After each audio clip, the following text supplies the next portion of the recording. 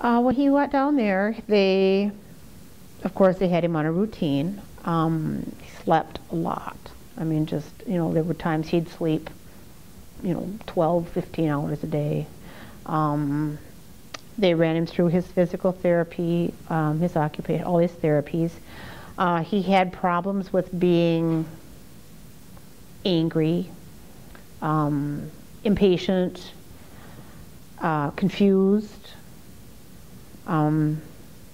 He still didn't necessarily recognize us on a consistent basis. He would forget where he was. He'd forget if people came to visit. He was still having trouble with his vision.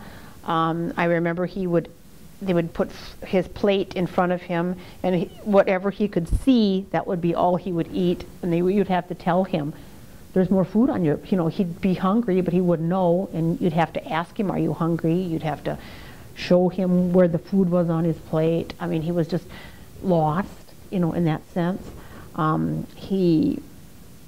he was there, it was a small area, and he wouldn't remember why he was there or where he was.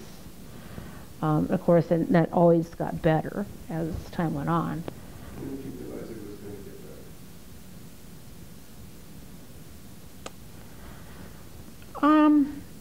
better? I think it was when he was in Norwood, when he was starting to sound more like himself. But that was quite a while, because he was in Norwood for a long time. And it seemed like, he did, like I said, his intelligence didn't suffer, which, I think was a plus.